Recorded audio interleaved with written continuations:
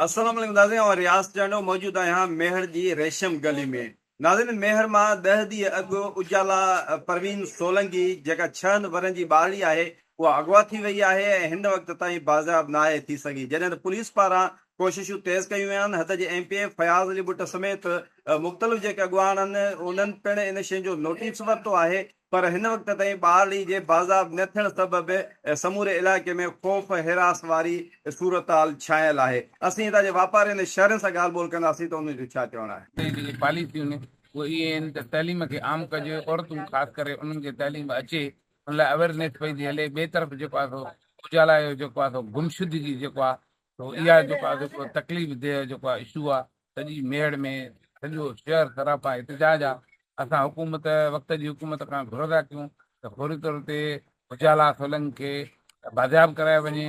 हुन सां गॾु प्रिया कुमारी आहे, उहा तव्हांखे ख़बर आहे। उन करे मुंहिंजे ख़्याल में असांजी जेकी हिंदू कम्यूनिटी आहे जेका माना इन्हनि शयुनि में अॻभरी हूंदी तइलीम जे मैदान में, उहा बि पोइ ते हलंदी थी वेंदी। इन करे जो उन्हनि खे कुझु आहिनि त असांजूं नियाणियूं जेके आहिनि से उहे देर सां नथियूं पहुचनि घरनि में।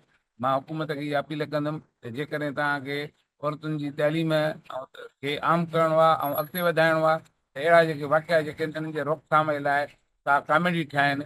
जीअं ॾिसो त पुलिस आहे, लेडी पुलिस न आहे।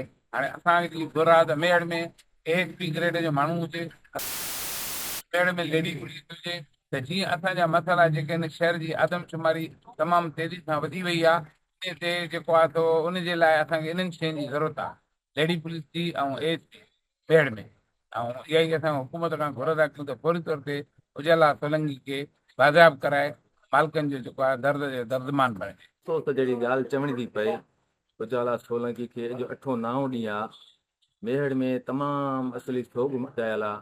हक़ीक़त पुछो त असां पंहिंजे ॿारनि खे स्कूल छॾण लाइ एॾो त लवायूं था पिया त कंहिं दुकान जे हमरा वॾे खे था चऊं त बाबा छॾे अचु स्कूल ॿारनि खे वठी अचु। एॾो ख़ौफ़ रात रहिजी वियो आहे जो नंढड़ा असांजी घरवारी या असां पाण चऊं था बाबा दुकान बंदि करे या दुकान देरि सां ॿारहें खोलिजे या देरि सां खोलिजे, ॿारनि खे स्कूल छॾे पाण खे उनखे हथ खां वठी अचूं। एॾो हिरासमेंट थी वियो आहे।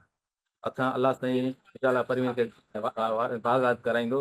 असांखे ॾाढो ॾुख थो थिए रोज़ एहतिजाज, अञा असां हिननि एहतिजाजनि में इन सां गॾु आहियूं असां हर पल, पर अलाह खां मोटी ईंदी असांखे जेको आहे सो तमामु हर माण्हू खे परेशानी आहे, हर माण्हू सोग में आहे।